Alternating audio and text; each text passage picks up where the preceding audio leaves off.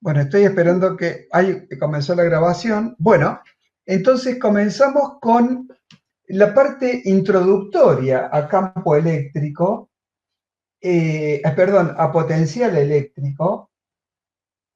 El término potencial eléctrico eh, viene del concepto de energía potencial, un concepto que ya ustedes lo conocen. ¿Y qué es lo que hacemos acá? Acá buscamos estudiar los fenómenos de la electricidad y el magnetismo desde un punto de vista diferente al del campo eléctrico. ¿Por qué? Porque el campo eléctrico es una función vectorial variable en el espacio y generalmente también en el tiempo, nada más que como acá analizamos el fenómeno estático de cargas, no suponemos la variable tiempo. Pero una función, cuando nosotros describimos un fenómeno físico con una función vectorial, muchas veces nos aparecen complicaciones matemáticas a la hora de buscar resolver una integral o alguna otra situación similar, porque sabemos nosotros que las herramientas que tenemos del análisis matemático, por ejemplo la integral, son herramientas que trabajan con números escalares. Entonces, no podemos integrar nosotros un vector. Lo que podemos hacer, sí, a un producto entre vectores, buscar representarlo en forma escalar y recién ahí buscar de integrarlo. Pero las representaciones escalares de productos entre vectores tienen sus limitaciones y no siempre se puede efectuar este procedimiento. Entonces, para tener otro punto de vista, otra forma de análisis del comportamiento del campo eléctrico, del fenómeno del campo eléctrico en el espacio, vamos a considerarlo, vamos a estudiarlo en esta unidad 2 desde el punto de vista de las energías o de los intercambios de energía puestos en juego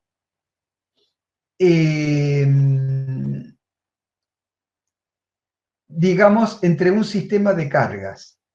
Entonces, este intercambio energético, si lo podemos relacionar con el campo, nos permite brindar un camino diferente al estudio del fenómeno campo eléctrico, o el fenómeno de interacción entre cargas eléctricas.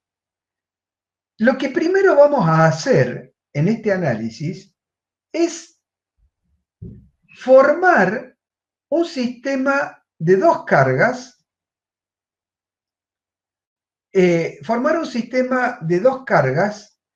el mismo sistema que nosotros hicimos para definir la ley de Coulomb, dos cargas puntiformes separadas a una distancia.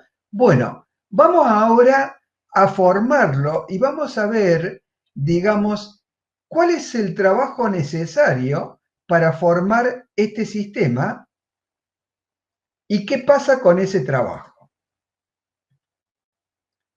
Tenemos acá, yo los voy a orientar con el dibujo.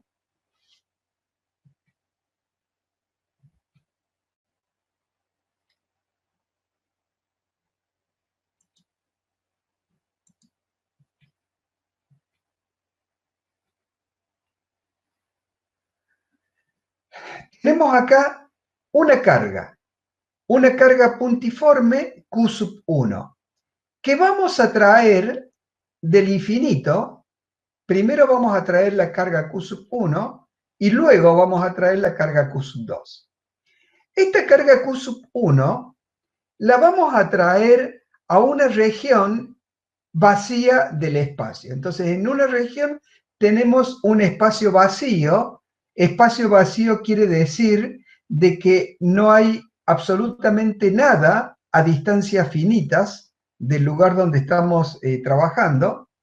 Entonces, vamos a traer desde el infinito una carga cuyo valor es Q sub 1 y la vamos a situar en un punto tal como este. Cuando la situamos acá, nosotros nos preguntamos, ¿qué trabajo hemos efectuado para traer la carga desde el infinito hasta este punto? Bueno, como el espacio es vacío, ¿no? No hay ningún otro elemento, ni gravitatorio ni eléctrico, con el cual pueda interactuar esta partícula. Por lo tanto, no hay ninguna fuerza de interacción que habría que vencer para mover la partícula. La partícula se puede desplazar en este espacio sin efectuar trabajo.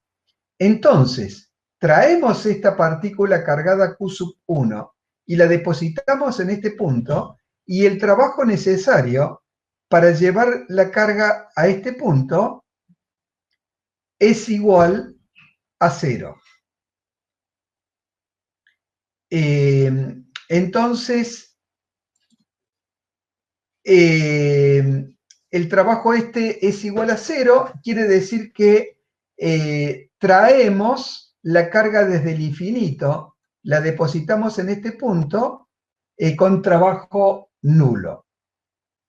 Ahora bien, una vez que tenemos la carga Q sub 1 en este espacio, ya el espacio no es un espacio vacío. Cuando traigamos la carga Q sub 2, la carga que ya está puesta en este punto va a interactuar con esta carga Q sub 2.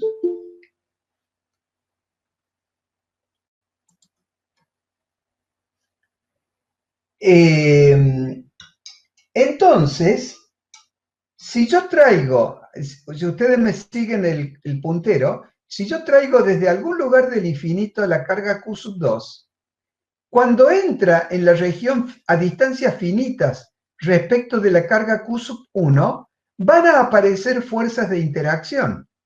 Entonces, cualquier desplazamiento infinitesimal va a tener que ser hecho efectuando un trabajo sobre el sistema.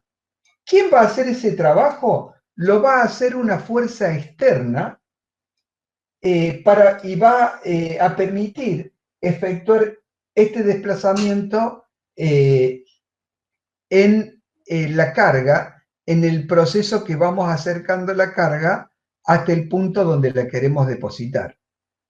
Si nosotros acercáramos la carga siguiendo un camino tal como este, yo voy a tener que en todos los puntos el ángulo entre la fuerza externa y diferencial de R, acá aparece la expresión del trabajo elemental, diferencial de W es el producto punto entre la fuerza externa y diferencial de R, el ángulo entre estos vectores va a variar permanentemente y me va a complicar el cálculo cuando integre ambos miembros. Entonces, lo que vamos a hacer es, aprovechando el hecho de que al estar ubicada acá la carga Q sub 1 ha conformado un campo eléctrico, o sea, ha modificado las propiedades de todos los puntos del espacio finito, haciendo aparecer la propiedad vector campo eléctrico. Esta propiedad la podemos representar para una carga puntiforme como líneas radiales que salen de la carga, semirrectas que nacen en la carga y se extienden radialmente hasta el infinito. Entonces, vamos a aprovechar una de estas líneas, en este caso la línea horizontal que coincide en nuestra vista con el eje X, y vamos a traer la carga desde el infinito hasta el punto P, que vamos a ubicarla finalmente, siguiendo esta trayectoria siempre paralela a sí misma. De esta manera, yo voy a lograr que la fuerza externa y el desplazamiento diferencial de R sean paralelos entre sí. Entonces, el ángulo entre los dos vectores va a ser permanentemente cero, el coseno de cero es 1 y este producto va a ser igual al producto de los módulos. Entonces, nosotros vamos a traer la carga y vamos a analizar este fenómeno a una distancia intermedia entre infinito y el punto P que se encuentra a una distancia R0. Entonces lo vamos a analizar a una distancia R mayor que R0, bastante mayor. Acá está comprimido para no hacer un dibujo muy alargado horizontalmente, ¿no? Y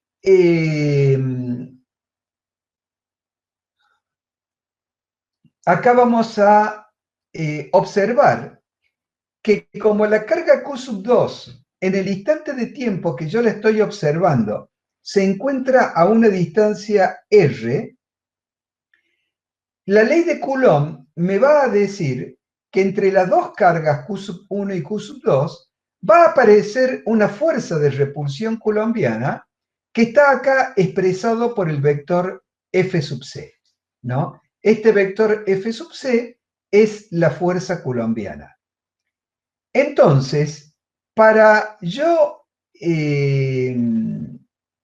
lograr mover esta carga, debo vencer la fuerza F sub c. Y a esta fuerza F sub c la voy a vencer con una fuerza externa.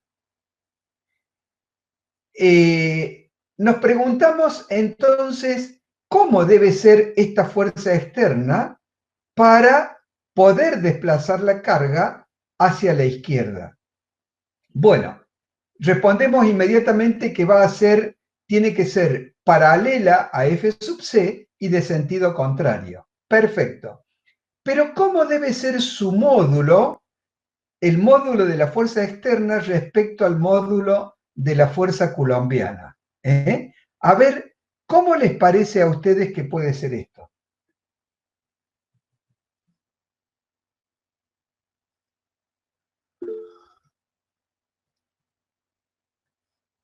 Bueno, hay algunas respuestas: igual, ligeramente superior, mayor. Claro, lógicamente, lo que primero se nos ocurre pensar es que esta fuerza externa debe ser mayor que la fuerza coulombiana. Pero fíjense en lo siguiente. Nosotros acá vamos a recorrer una distancia muy grande, en donde vamos a tener aplicada una fuerza externa mayor que la fuerza coulombiana. ¿Qué va a pasar? Esta partícula tiene una cierta masa. Sobre esta masa va a accionar una fuerza total que va a ser la fuerza externa más la fuerza coulombiana. Como tienen sentido opuesto, la diferencia a favor de la fuerza externa va a provocar sobre esta masa un movimiento acelerado, o sea, la partícula con carga Q2 va a moverse aceleradamente. ¿Y qué quiere decir esto? Que la velocidad se va incrementando. ¿Qué pasa cuando una masa adquiere velocidad? Simultáneamente adquiere energía cinética. Y esa energía cinética me va a introducir un error en el análisis que voy a hacer, porque yo quiero calcular cuál es la energía total que gasto para llegar a este punto, y en realidad cuando yo integre esta expresión me va a dar una suma de el trabajo necesario para llevar la carga a este punto, más esa energía cinética sobrante por el movimiento acelerado de la carga.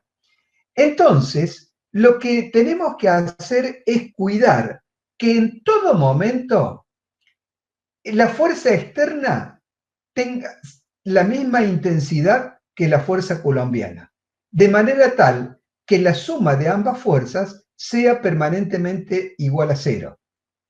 Entonces nosotros, con un pequeño movimiento que le damos a la carga, a esta masa cargada, pequeño, total, no tenemos problemas de tiempo acá. Esta carga, al irse desplazando lentamente, el valor de la energía cinética propia que tiene va a ser absolutamente despreciable respecto a los trabajos efectuados. Entonces, así nosotros podemos llevar la carga y depositarla en el punto P, y cuando nosotros integremos esta ecuación, vamos a hallar el valor del trabajo total necesario para llevar la carga al punto P. Muy bien. Profesor. Sí. Una duda, no podríamos, o sea, es decir, la fuerza colombiana tiene que ser igual a la fuerza externa porque, es decir, no podemos hablar de aceleración porque nos estaríamos saliendo de lo que es electroestática, ¿verdad? Bueno, mire, nosotros acá tenemos un problema. Si hablamos del estudio de cargas en estado estático, acá cuando traemos la carga Q2, estaríamos en una suerte de estado dinámico. Entonces, ¿cómo hacemos para disimular este error? Hacemos que la carga se desplace lentamente para que las consecuencias dinámicas de este desplazamiento, por ejemplo la energía cinética, sea despreciable. Entonces, para mantener ese movimiento lento, la fuerza externa debe ser, el módulo debe ser igual a la fuerza coulombiana. Entonces, de esa manera, ni se le agrega ni se le quita energía cinética a la carga. La carga se va desplazando lentamente en el espacio y no tenemos en cuenta en este análisis esa energía cinética. Es más, ni nos interesa saber cuál es la velocidad con que le estamos moviendo a la carga. Bien, profe, gracias. Bueno, el hecho de que cuando llega acá, sí, le sacamos de alguna manera esa energía, esa pequeñísima energía cinética, y dejamos ubicada la carga en este punto. Pero lo que nos interesa es ver cómo calculamos, lo que nos interesa en realidad es ver cómo integramos esta expresión para que nos dé una expresión que nos sea útil para analizar el trabajo de formación del campo eléctrico. Entonces, nosotros vamos a definir un vector R, un vector unitario, por eso tiene la casita, está arriba, un vector que está orientado en el sentido de R y tiene módulo unidad. Al tener módulo unidad, nosotros lo podemos utilizar para otorgar a una cantidad dirección y sentido. Entonces, de esta manera, ¿no? Podemos definir al desplazamiento diferencial de R como el producto entre diferencial de R por el versor R, por un lado. Por otro lado, tenemos que la fuerza externa está definida acá como menos el valor de la fuerza coulombiana. Son vectores opuestos. Y la fuerza coulombiana, por Coulomb, sabemos que es, cuando está producida por una sola carga puntiforme, es igual a 1 sobre 4 pi epsilon 0 por Q1, Q2 sobre R al cuadrado, por el vector, el versor que da la orientación, ¿no es cierto? De esta manera, cuando nosotros reemplazamos el valor de la fuerza coulombiana acá y reemplazamos el valor de la fuerza externa acá, vamos a tener que este trabajo elemental queda representado por menos 1 sobre 4 pi epsilon 0 por Q1 Q2 sobre R cuadrado por el versor R por diferencial de R por el versor R. Entonces acá tenemos dos versores paralelos multiplicados entre sí, el resultado es 1. Por lo tanto, este trabajo es igual a menos Q1 Q2 sobre 4 pi epsilon 0 por diferencial de R sobre R al cuadrado. En esta expresión, es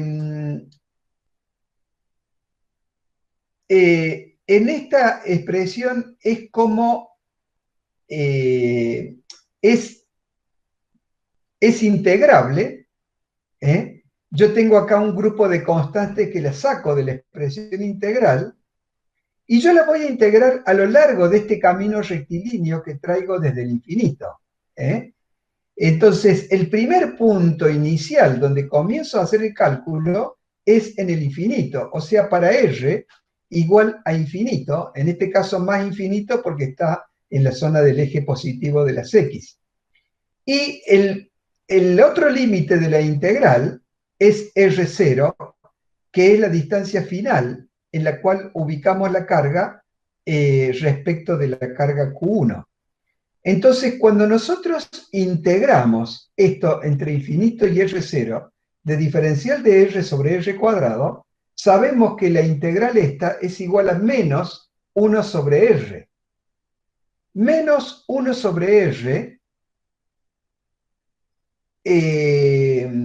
entre R0 e infinito va a dar, no lo tengo acá, pero me pueden seguir, va a dar menos 1 sobre infinito más 1 sobre R0.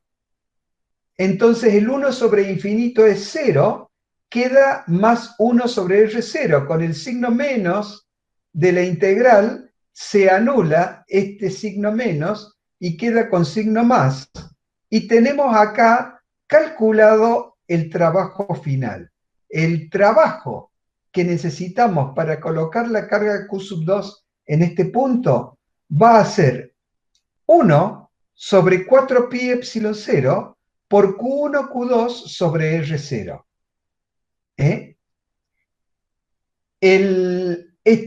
Este trabajo es sensible a los signos de las cargas. Acá las dos cargas son positivas, el trabajo es positivo. Quiere decir que el trabajo de formación de un sistema de dos cargas iguales es un trabajo positivo. Bueno, el signo este menos de la integral, aquí cuando pasamos R a la 2 al numerador, R al cuadrado al numerador, queda R a la menos 2. Entonces, cuando integramos, va a quedar menos 1 por R a la menos 1. Y ese menos 1 se simplifica con este signo más de acá. Entonces termina dando positivo. Podemos decir entonces que el trabajo que efectúa la fuerza externa sobre la carga, desde el infinito hasta este punto, es un trabajo positivo. Profe, Bien, ¿sí? es decir que si el trabajo lo realiza una fuerza externa me da positivo, pero en cambio si le realiza el campo eléctrico, supongamos de Q1, sería negativo, porque sería el costo del campo eléctrico para traer otra carga. Sí, exactamente, exactamente. Entonces, lo que voy a decir en este punto es que ahí este análisis es sensible a la bibliografía que utilizamos. El Sears hace un análisis levemente diferente, pero los conceptos finales terminan siempre siendo los mismos porque la física es una sola, por supuesto. Ya lo vamos Ya lo vamos a ver a eso también un poquito más adelante. Muy bien. Entonces, tenemos que el trabajo de formación de este sistema de dos cargas, W, va a ser W1, que es igual a 0, más W2, que es igual a esta expresión. Entonces, la suma de los dos trabajos me da esta expresión. ¿Qué ha pasado con este trabajo? Bueno, la fuerza coulombiana, las fuerzas electrostáticas, son fuerzas conservativas. Al ser fuerzas conservativas, ustedes ven que al ir acercando la carga va aumentando la tensión que produce F sub C sobre la carga. Es como si la tuviéramos atada, para dar un ejemplo burdo, la tuviéramos atada con un elástico y cuando desplazamos con el dedo a esta bolita hacia acá, el elástico queda tenso. Esa tensión es la que manifiesta la fuerza coulombiana, y esa tensión del elástico es lo que me hace decir que las fuerzas en el elástico son fuerzas conservativas. La fuerza coulombiana es una fuerza conservativa. Entonces, este trabajo eh, necesario para ubicar la carga en este punto queda almacenado en forma de energía potencial. Las fuerzas conservativas permiten dejar almacenado este trabajo en forma de energía potencial. Quiere decir que en cualquier momento se puede devolver este trabajo almacenado en forma de energía potencial. De la misma manera que si ustedes suben una masa, puede ser, por ejemplo, una pelota, una bocha, si la suben arriba del techo de la azotea donde están actualmente, esa masa adquiere una energía potencial porque ha aumentado su distancia respecto del plano de la Tierra. Y como las fuerzas gravitacionales son conservativas, el trabajo necesario para levantar la masa hasta esa altura queda almacenado en forma de energía potencial. Quiere decir que ese trabajo puede ser devuelto en cualquier momento.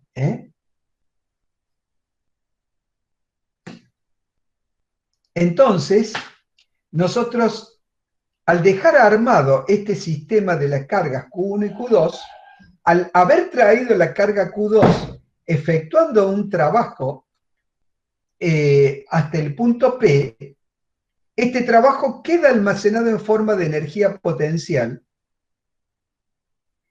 Y lo que yo pregunto ahora es, ¿a dónde queda almacenado en forma de energía potencial? Si el desplazamiento y el trabajo lo hemos efectuado sobre la carga Q sub 2, ¿a dónde queda almacenado esta energía potencial? ¿Qué les parece? ¿En la partícula? Eh, me voy a ir de este dibujo, voy a volver al ejemplo de la bocha que subimos a la azotea, ¿no? Supongamos que llegamos al borde de la azotea y que en un momento decidimos soltar la bocha. Cuando nosotros la soltamos, la liberamos del sostén que mantenía constante esa energía potencial. ¿Qué va a ocurrir? Se transforma en energía cinética.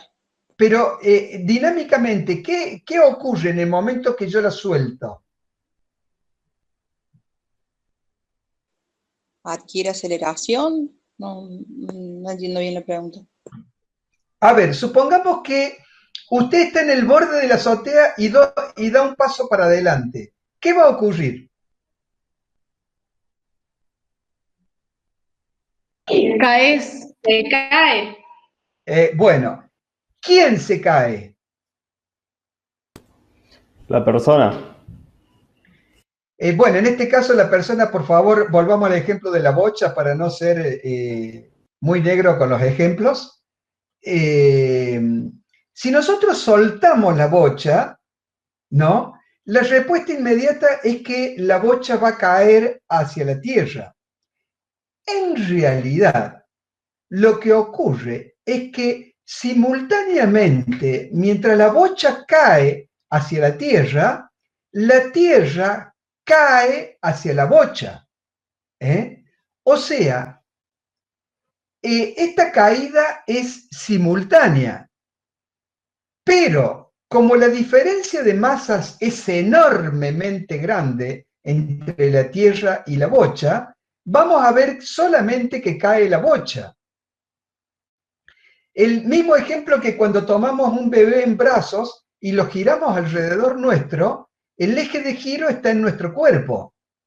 Pero si después dejamos el bebé y tomamos una pareja de baile y bailamos la tarantela, el eje de giro va a estar entre los dos cuerpos, o sea, externo a ambos cuerpos. En este caso, el ejemplo sería, no lo voy a tirar al bebé, por favor.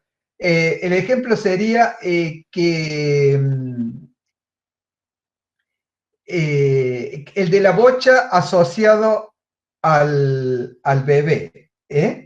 Entonces, así como el eje de giro es en el cuerpo mío mientras gira alrededor mío el bebé, el movimiento de la bocha es totalmente hacia la tierra. La tierra cae hacia la bocha, pero ese desplazamiento es muy, muy infinitesimal, muy despreciable. Bueno, esto quiere decir, respecto de dónde está almacenada la energía, que si yo suelto, luego de haber ubicado la carga en el punto P, la carga Q2, y de que se ha almacenado esta energía en forma de energía potencial, si yo suelto la carga 2 se va a ir escapando hacia el infinito, recuperando esa energía potencial y transformándola en energía cinética. Pero si yo en lugar de soltar la carga 2, suelto la carga 1, es la carga 1 la que se va a disparar hacia el infinito. Yo no puedo decir que la energía potencial está en la carga 1 o está, en la carga 2 o está en la carga 1. Yo lo que puedo decir es que esta energía potencial está almacenada en el sistema, en el sistema Q1, Q2. Lo mismo que la energía potencial que tiene la bocha está almacenada en el sistema bocha-tierra. Esto lo digo así porque a veces no le queda claro desde Física 1 este concepto. Entonces, bueno, hemos calculado acá el trabajo necesario para formar un sistema de dos cargas. Vamos a ver cuándo aumenta, ¿qué pasa cuando aumenta el número de cargas?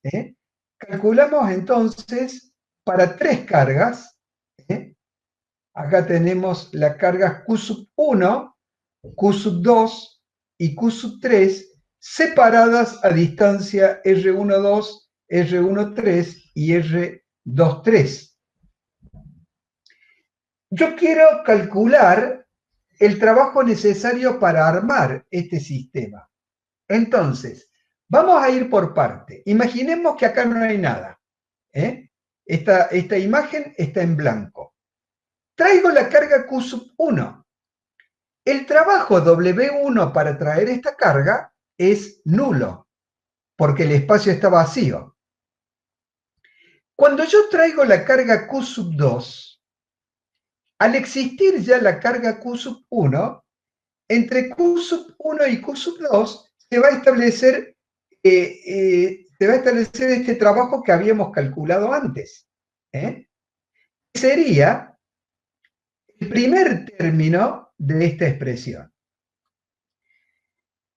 Cuando nosotros ahora traemos Q sub 3, fíjense que Q sub 3 va a sufrir fuerzas coulombianas sobre Q sub 1 y fuerzas coulombianas sobre Q sub 2.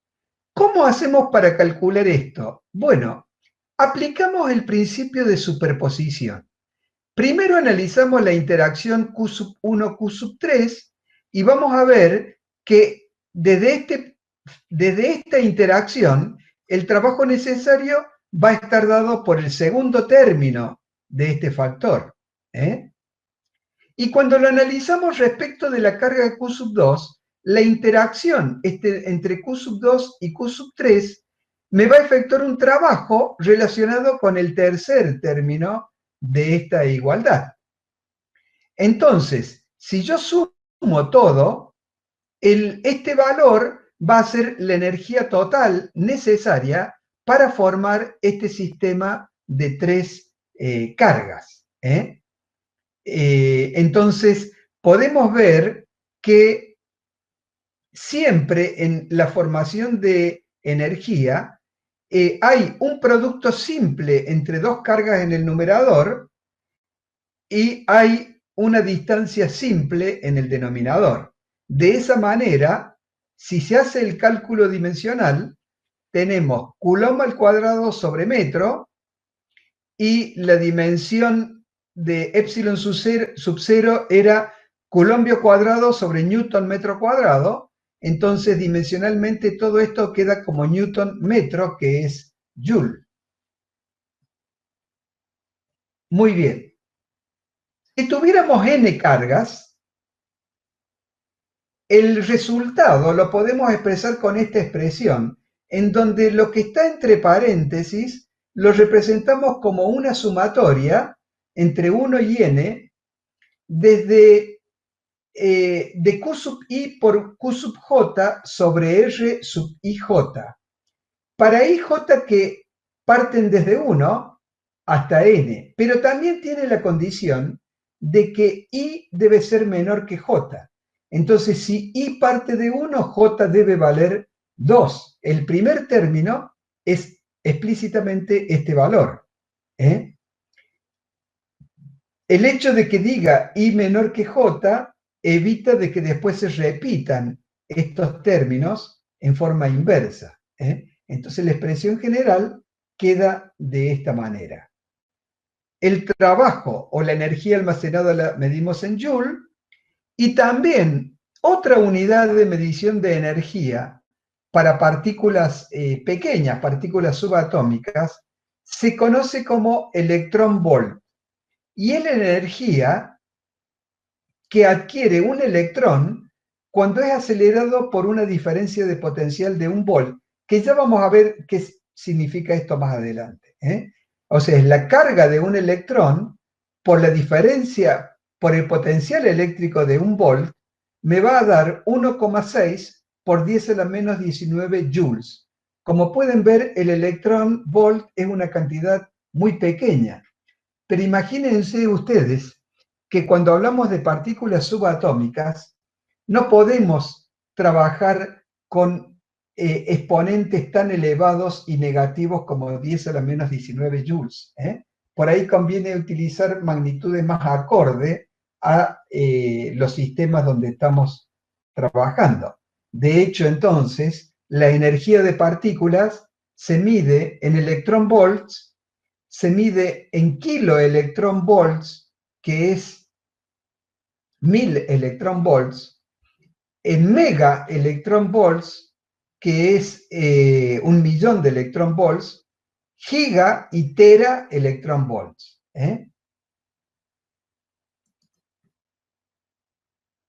Bueno,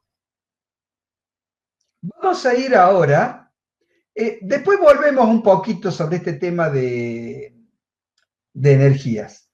Vamos a ir ahora a definir el concepto de potencial eléctrico. Nosotros en el dibujo, en el primer dibujo, dijimos que la fuerza externa por diferencial de R era el trabajo elemental que efectuábamos. Y como la fuerza externa tenía sentido opuesto a la fuerza coulombiana, también lo podemos expresar como menos F sub C por diferencial de R. Por definición, sabemos que la fuerza coulombiana F sub C es igual al valor de la carga, en este caso Q2, por el campo E. Entonces, vamos a introducir acá el concepto de campo. Primero, lo que hace acá es integrar entre infinito y R0 esta integral de F sub C por diferencial de R. Luego, cambia el valor de F sub C por el producto de la carga Q2 por el campo eléctrico y representa al trabajo de formación como menos Q sub 2 por la integral entre infinito y R0 del producto punto. Ahora interviene el campo eléctrico, es E por diferencial de R.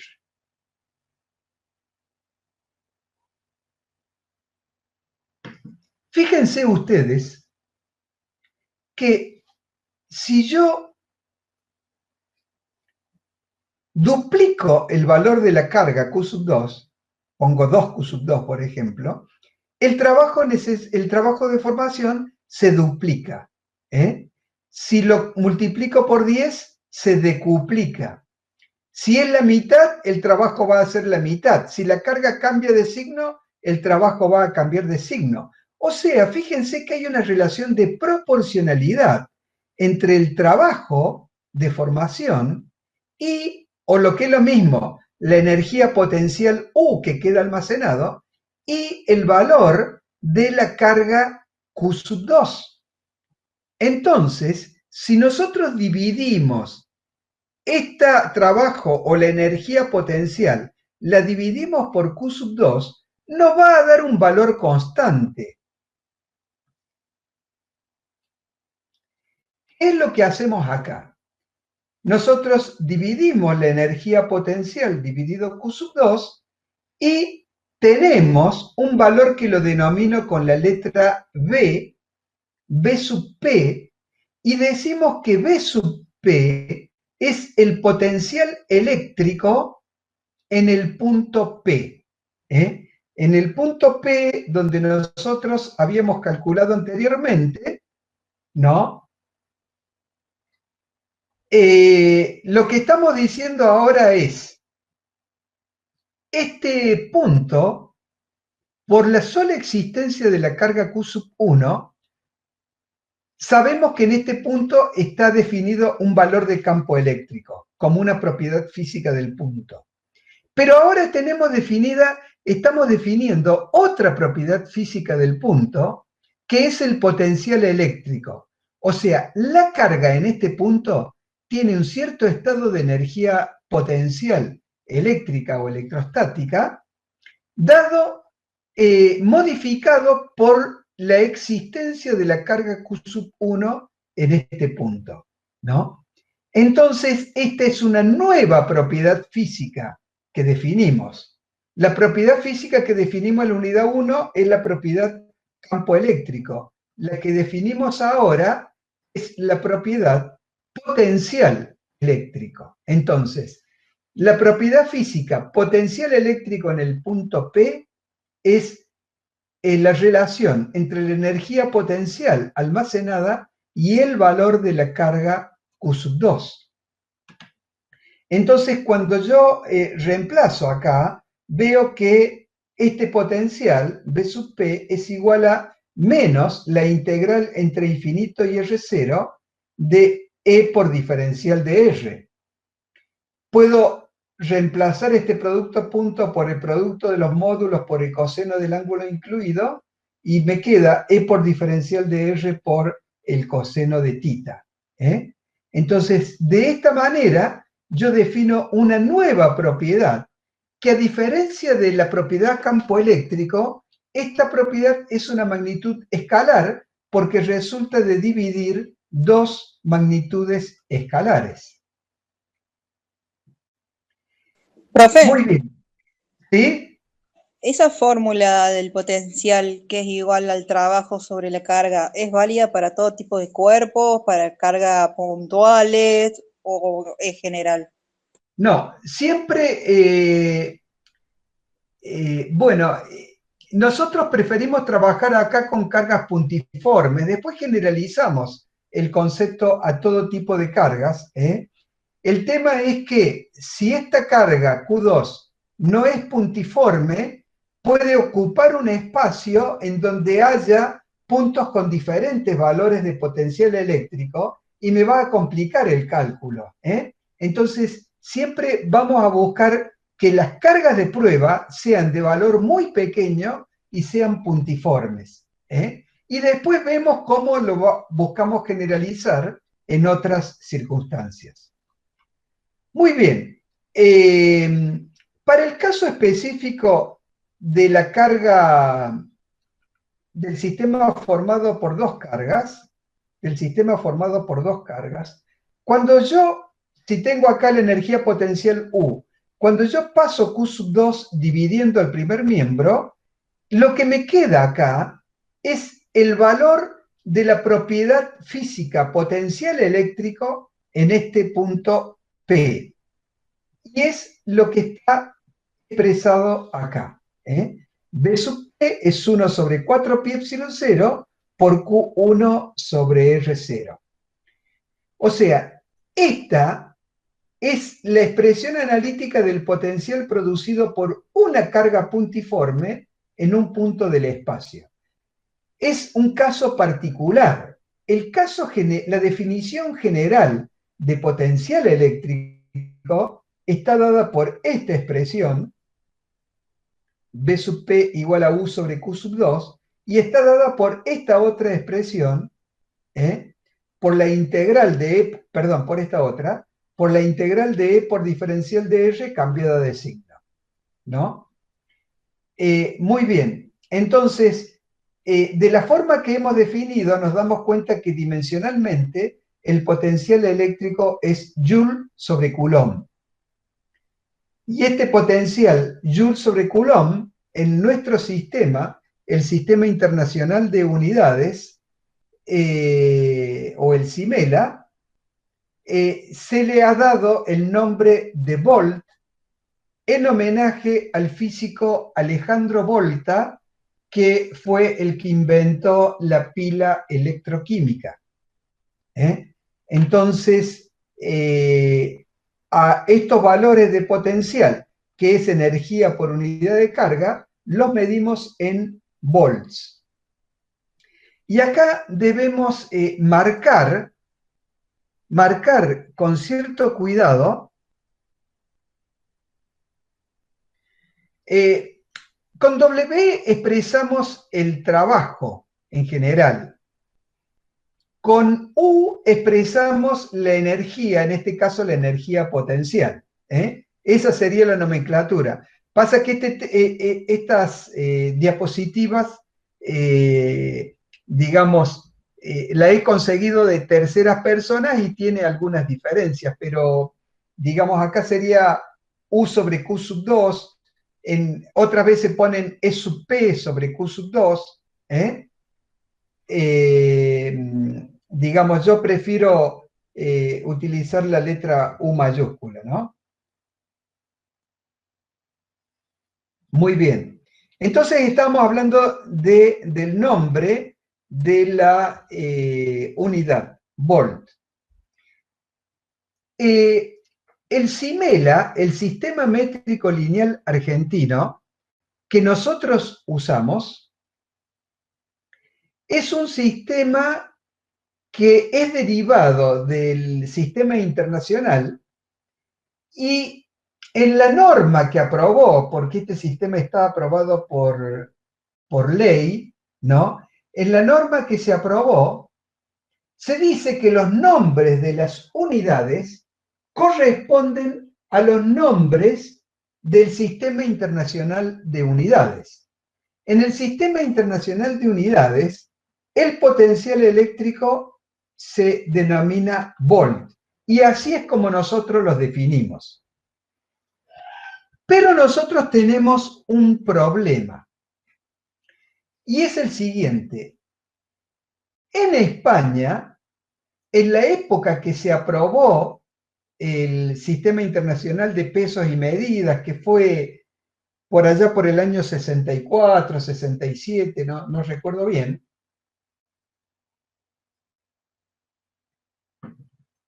España estaba gobernada por un dictador, un gobierno de facto que era Franco, no había democracia, Franco tenía ideas nacionalistas y quería defender, digamos, el pensamiento, el sentir y la lengua española. Entonces, ellos, entre otras cosas, establecieron que las unidades que tomaban del sistema internacional la iban a españolizar. ¿Y cómo la españolizaron? Colocando una IO al final de las unidades del sistema internacional. Entonces, ellos en España, al volt le denominan voltio, al coulomb, coulombio, al ampere, amperio, y al joule lo denominan julio, ¿no? Y como la lengua española nos tiene colonizados a nosotros por la influencia que tiene, ¿no? Entonces, aquí en Argentina, en Córdoba y en cada barrio, es más común decir 220 voltios que decir 220 volts, porque además en nuestra lengua española es más difícil. El movimiento de nuestra lengua al que estamos acostumbrados nos hace más difícil pronunciar volts que voltios, ¿no? Entonces, esto ha hecho de que se generalice este término en forma incorrecta, dicho como voltio, ¿no? O sea, voltio es una expresión incorrecta. No obstante eso, en la boleta de PEC figura como voltios. En muchos profesores que ustedes se van a encontrar en la carrera lo mencionan en voltios. O sea, estamos colonizados por España, lamentablemente, en este tipo de expresiones, pero yo, desde mi lugar, busco combatir permanentemente este uso inadecuado de la expresión.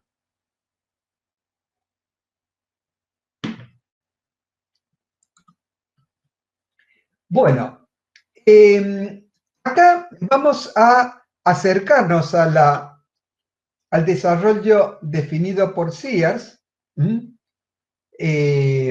Acá está expresado la energía potencial como U. Acá está comparada la energía potencial gravitatoria con la energía potencial electrostática o eléctrica. ¿eh?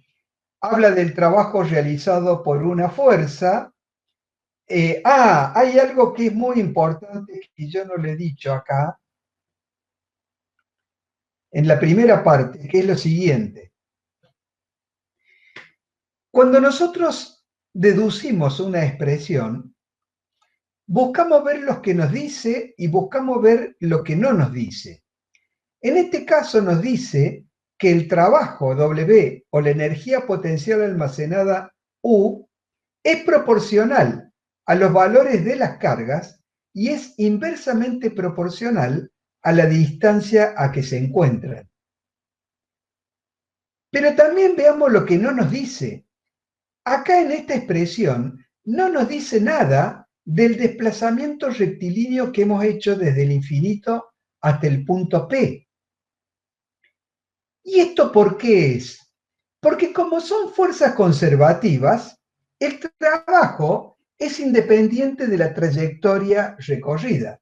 Si nosotros en lugar de haberlo traído por acá, lo hubiéramos traído por lo que indica la línea roja, ¿no? El trabajo final va a ser el mismo que esta expresión. ¿eh? Entonces, eso nos permite decir que el trabajo está dado por las diferencias de energía de la posición inicial a la posición final. Y por supuesto se cumple el teorema del trabajo y la energía, en donde la energía cinética en el punto A más la energía potencial en el punto A debe ser igual a la energía cinética en el punto B más la energía potencial en el punto B. Bueno, acá habla del trabajo de una pelota cuando cae, son cosas que ustedes conocen, y acá lo equipara con la caída de una carga puntiforme desde la placa positiva a la placa negativa. Si despreciamos las masas o la fuerza gravitatoria, vamos a tener que la fuerza de atracción producida sobre la partícula cargada es proporcional al campo que hay en el interior, que nosotros ya lo podemos calcular. Entonces, como el campo es constante, la fuerza va a ser constante.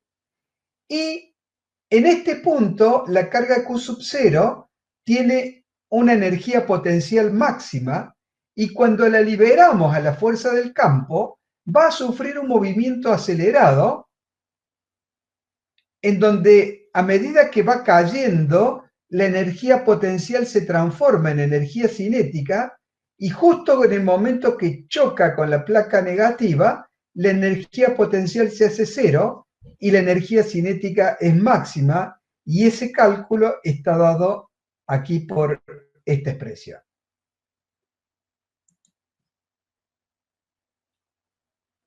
Muy bien, entonces lo que hace acá es aprovechando que el campo es constante, reemplaza las energías por los valores de Q sub 0 por E, multiplicado por las diferentes alturas. Entonces, como el campo E es constante, lo saca de la integral y queda Q sub 0 por E por IA menos I sub B. Y de esa manera, digamos, calcula esta diferencia de energía potencial electrostática en relación al campo eléctrico y a la diferencia de distancias recorridas.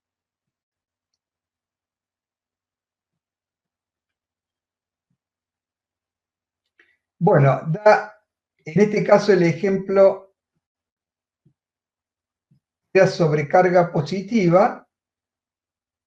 Bueno, acá da las diferentes formas de ver el trabajo. En este caso, el campo realiza un trabajo negativo sobre la carga. Con carga negativa acontece al revés. Podemos decir, esto era lo que yo les decía, porque la convención de Sears cambia un poco respecto de las convenciones de la mayoría de los otros libros, ¿no? Podemos decir en general que la energía potencial aumenta si la carga de prueba se mueve en dirección opuesta a la fuerza electrostática, o sea, a la fuerza Q sub 0 por E debido al campo eléctrico. Si se mueve en dirección opuesta, la energía potencial aumenta. Pero si se mueve en la misma dirección, la energía potencial disminuye. Bueno, acá tenemos el caso de dos cargas puntiformes. Esto lo habíamos visto de otra forma. Lo que importa acá es que al ser independiente del camino recorrido, siempre el trabajo va a ser la diferencia entre la energía potencial en un punto y la energía potencial en otro punto. Muy bien. Bueno, esto es lo mismo que el caso, que la explicación que daba recién. Pasamos del punto A al punto B, el trabajo efectuado va a ser igual a la diferencia de los estados de energía potencial de uno y otro punto, y es el mismo si recorremos este camino como si recorremos este otro camino. Lo que es importante es que en cada pequeño recorrido diferencial de L que hagamos, el trabajo va a ser el producto de F por diferencial de L, el producto punto entre los vectores F y diferencial de L. Muy bien. Acá lo que hace es reemplazar el producto punto por los módulos por el coseno del ángulo comprendido. Al ángulo comprendido lo denomina phi, cuando en el resto de las publicaciones se lo denomina tita, pero bueno, siempre tenemos este problemita con Sears que quiere ser original o diferente, no sé.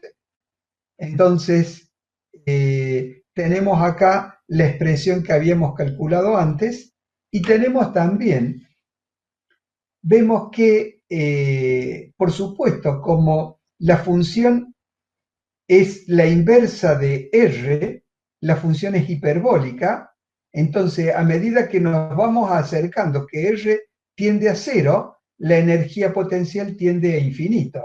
Esto se ve en la curva, cómo se extiende hacia el infinito a medida que nos acercamos a cero, y luego va decreciendo lentamente. O sea que el gran esfuerzo se hace en la última parte, ¿no? Con carga negativa, la energía es negativa. Acá tenemos el caso de varias cargas puntiformes.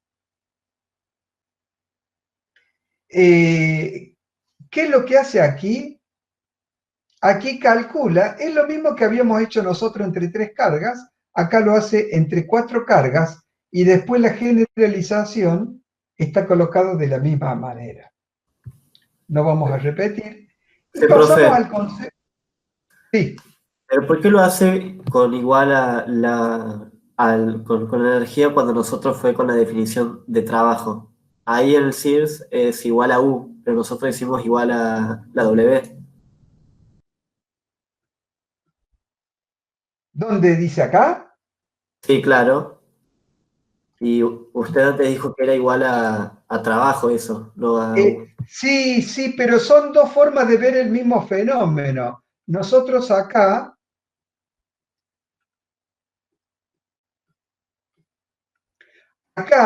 lo que estamos calculando es el trabajo necesario para formar este sistema de cargas. Y ese trabajo queda almacenado en forma de energía potencial. O sea que es lo mismo. Lo que introduce acá un poco de ruido es la convención del Sears, no más. Pero bueno, nosotros podemos decir que en este sistema la energía potencial almacenada total está dado por esta expresión general. Bueno, y ahora pasamos al concepto de diferencia de potencial. Nosotros acá, cuando definimos el concepto de potencial eléctrico, definimos el valor del potencial en un punto como una propiedad física del espacio. Vamos a definir un concepto de diferencia de potencial en donde vamos a generalizar este concepto de potencial eléctrico. Y nosotros definimos a la diferencia de potencial B sub AB como B sub A menos B sub B, ¿no? Y acá volvemos a lo que decimos del Sears. En la mayoría de las otras publicaciones, a la diferencia de potencial B sub AB, la denomina B sub B menos B sub A.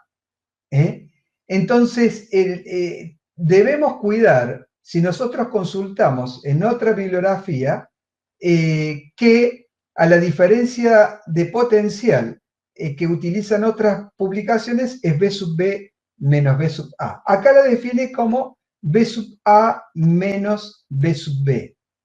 ¿Y cómo igualamos los conceptos de diferencia de potencial con potencial eléctrico? Cuando el punto B está en el infinito, este segundo término se hace cero y queda solamente este primer término que es esta expresión. Entonces, la relación entre potencial y diferencia de potencial la generalizamos con este concepto de diferencia de potencial. La diferencia de potencial es diferente si la presentamos como B sub AB o como B sub BA. Pero por ahí se la representa a la diferencia de potencial en forma general con como delta B. Si la anteponemos a la B, la letra griega delta, ustedes ya lo conocen por delta X, delta L, etc. Entonces, delta B es una diferencia de potencial absoluta. O sea, va a ser siempre positiva delta B porque es una variación positiva entre dos valores, no importa cómo lo analicemos. Muy bien, entonces, llevando la... yo sé por qué se confunden ustedes, por este signo menos que está acá, pero si ustedes lo hacen desde B hacia A, va a quedar con el signo más. Entonces, llevando el trabajo de la carga desde A hacia B sobre Q sub 0, entonces lo que vamos a tener es que reemplazando por los potenciales, la diferencia de potencial es B sub A menos B sub B. Y de esta manera, a esta diferencia de potencial, B sub A menos B sub B, yo la represento como la integral cambiada de signo desde B hacia A de la integral de E por diferencial de N. Digamos, esta sería la expresión general de la diferencia de potencial B sub A menos B sub B, ¿no?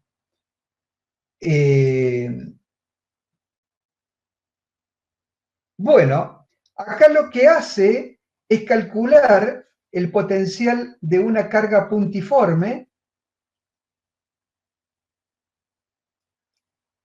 El potencial de una carga puntiforme lo calcula, nosotros ya lo habíamos visto, es 1 sobre 4 pi epsilon 0 por Q sobre R. Y cuando son muchas cargas, en el punto va a ser la superposición de los fenómenos individuales, todos en el punto considerado.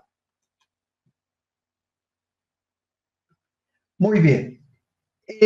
Todo este análisis se produce en situaciones de cargas discretas. Las cargas discretas son cargas puntiformes que tienen valores discretos, o sea, Q sub 1, Q sub 2, Q sub 3. Este valor puede ser grande o pequeño, puede ser 1 coulomb o 1 microcoulomb,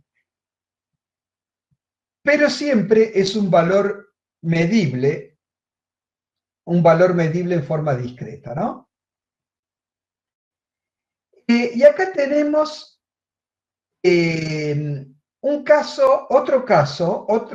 otras aplicaciones del concepto de potencial, en donde los potenciales ya no son producidos por cargas discretas, sino son producidos por cargas distribuidas en una extensión, que puede ser en una línea, puede ser en una superficie o puede ser en un volumen. En ese caso, cuando tenemos cargas distribuidas, vamos a tomar trozos infinitesimales de esta distribución, vamos a medir la distancia entre este trozo infinitesimal y el punto donde queremos analizar el potencial, y vamos a integrar esta relación diferencial de Q sobre R para cada uno de los trozos infinitesimales. Como son infinitos, tenemos que usar una función integral. O sea, para calcular en una distribución continua de cargas, para calcular el potencial, debemos cuidar que la función que tomamos sea integrable, que ese es el problema muchas veces, por eso damos solamente unos pocos ejemplos de esta situación. Vamos a ver línea de carga infinita, anillo de carga, esfera conductora, esfera no conductora. Bueno, en una línea de carga infinita, que puede ser hecho el mismo análisis cuando en lugar de una línea es un cilindro conductor, eso lo hemos verificado en la ley de Gauss que vimos anteriormente, vamos a calcular el potencial eléctrico en un punto que se encuentra a una distancia arbitraria r de la recta de cargas. De esta manera, al potencial lo calcula a través de la diferencia de potencial establecida entre el punto y el infinito, define la densidad lineal de cargas lambda que nosotros habíamos definido anteriormente, y de esta manera determina que el valor de esta diferencia de potencial, B sub A menos B sub B, es lambda sobre 2pi epsilon 0 por el logaritmo natural de RB sobre RA. Entonces, esta sería la expresión de la distribución del campo producido por una recta de cargas. Definimos una densidad lineal de cargas tal como lo hemos hecho para el caso de la ley de Gauss. Cuando la recta de cargas es finita, la definimos en un punto medio, que nos es más fácil por razones de simetría. Nosotros vemos que esta carga diferencial de Q se encuentra a una distancia R. De esta manera, el potencial eléctrico que produce esta carga infinitesimal en este punto va a estar dado por esta expresión, en donde tenemos 1 sobre 4pi epsilon 0 por diferencial de Q sobre esta expresión. Pero el diferencial de Q acá lo presenta reemplazado por diferencial de I, siendo diferencial de I un trozo longitudinal de este conductor rectilíneo.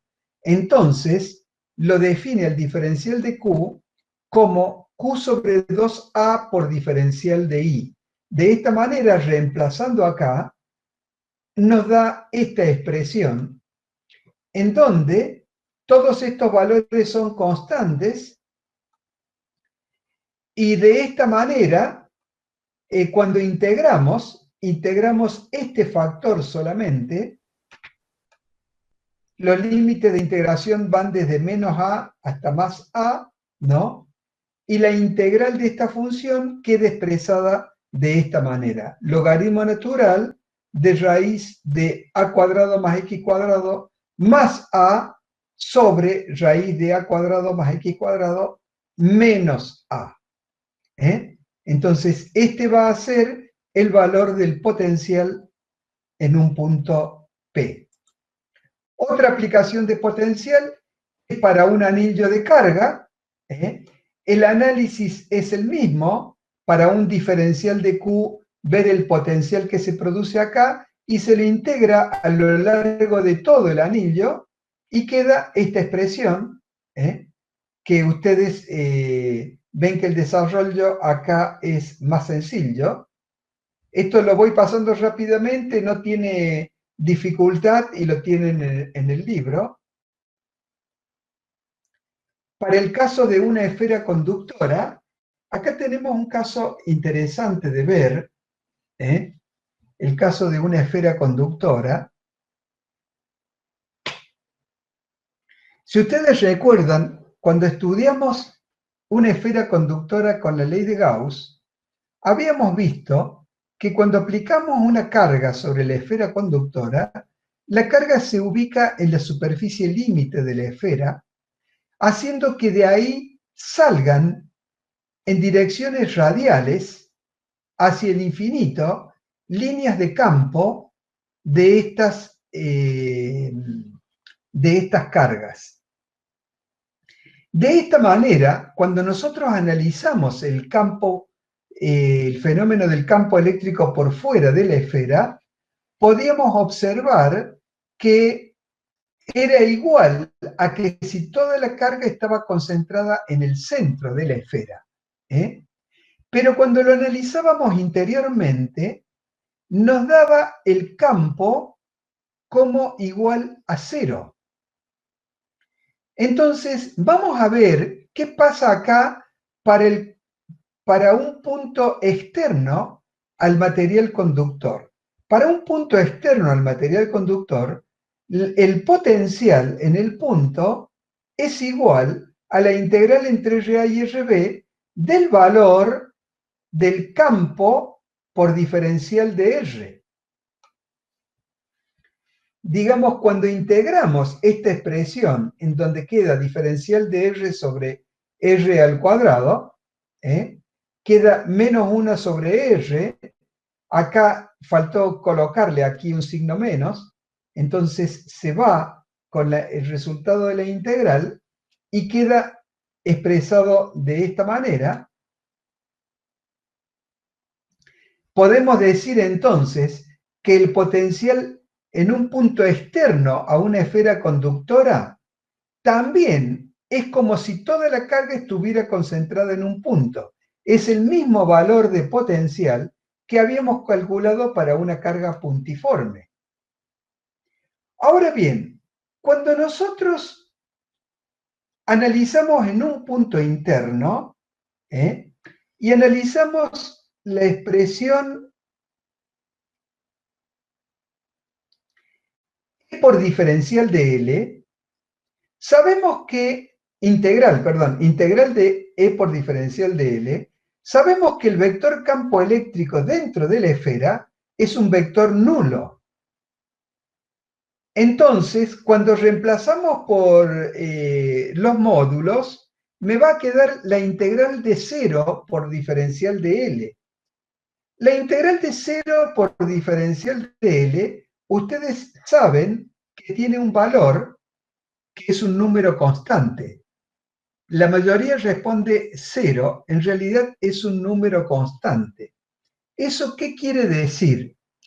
Que en todo el volumen del material conductor, el potencial eléctrico es el mismo, tanto en la superficie límite externa como en el interior, el potencial es el mismo e igual al potencial calculado por la superficie límite que está dado por esta expresión. Entonces, el potencial es constante y evidentemente tiene que ser así porque si no, no se podrían mover libremente las cargas en el material conductor. Entonces, cualquier movimiento de cargas que yo hago dentro del material conductor, como está al mismo potencial eléctrico, el trabajo efectuado es nulo. Y es una de las propiedades de los conductores.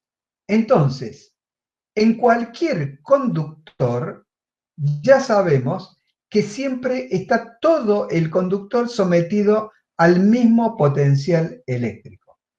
Cuando nosotros graficamos la variación de potencial, desde R igual a 0 hasta R igual a R mayúscula vale 0, en ese punto abruptamente sube al valor máximo del campo y cae con una hipérbola de segundo orden. Si graficamos el potencial eléctrico tiene un valor que es constante para todo el interior de la esfera y después decae con una hipérbola de primer orden. Bien, entonces vamos al caso de la esfera conductora. Entonces, nosotros habíamos visto la densidad volumétrica de energía, el campo eléctrico en el interior, el campo eléctrico en el exterior, que es equivalente de una carga puntiforme, pero bueno, lo que hace acá es tomar el valor del campo eléctrico en el interior y efectúa la integral, integra y le da como resultado este valor, en donde el valor propio del potencial producido por una distribución volumétrica de cargas sería ρ sobre 3 epsilon 0 por r cuadrado mayúscula menos r cuadrado minúscula sobre 2. Este es el valor del potencial propio y a eso se le debería sumar un potencial externo que haya en la región. Mientras que para R mayor, una distancia mayor, o sea, el exterior de esta esfera, tenemos entonces esta expresión que es igual a que como si toda la carga se comporta, toda la carga que genera potencial eléctrico se comporta como si estuviera concentrada en el centro de la esfera. Entonces acá la curva de variación de esta expresión coincide en el punto. Fíjense que a diferencia del caso de la esfera conductora, acá la curva es continua, o sea, la pendiente no cambia abruptamente como en el caso de la esfera conductora. Acá, en este punto, la pendiente cambiaba abruptamente. Acá el potencial es máximo en el centro, va decreciendo y sigue decreciendo por fuera con una función diferente. Muy bien. Potencial, entonces, de una distribución volumétrica de cargas. Y ahora tenemos superficies equipotenciales. Pero lo que vamos a hacer, vamos a parar acá, vamos a tomarnos unos minutos de descanso y continuamos en 15, 17 minutos aproximadamente.